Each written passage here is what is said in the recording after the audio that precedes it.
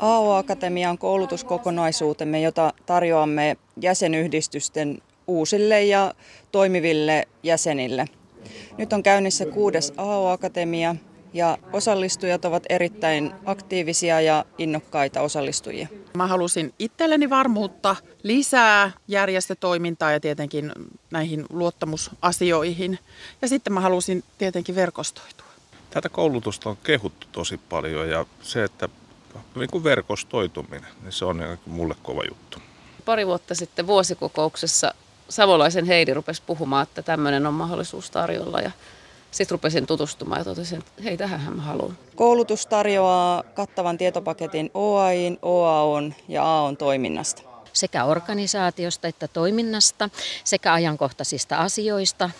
Ja se, mikä minun mielestä on erittäin tärkeä, niin akatemialaiset pääsee verkostoitumaan ja vaihtamaan kokemuksia esimerkiksi omista yhdistyksistä ja saamaan sitten ideoita oma yhdistystoiminnan kehittämiseen.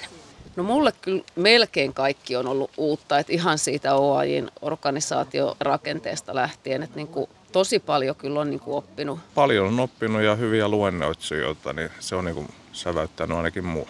Nyt ensimmäisenä päällimmäisenä tulee varmaan mieleen se, että tuu pois sieltä omasta kuplasta. Olen myös oppinut sen, että jäsenyys kannattaa ehdottomasti. Olen saanut varmuutta itselleni myös siihen jo, mitä osaamista ja tietoa itsellä on järjestöasioista.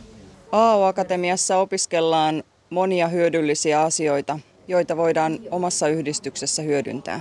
Nyt just esimerkiksi viestintäjuttuihin ajattelin, että voisi niin kuin viedä ehdotuksia. Ja ihan semmoisia aika pieniä, mutta semmoisia tapahtumiin tai miten voidaan tehdä ehkä eri tavalla asioita, mitä tähän asti on tehty. Niin.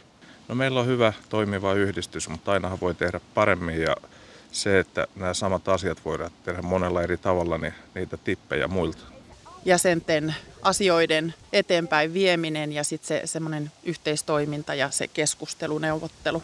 Seuraava AO-akatemia-haku aukeaa syksyllä 2026.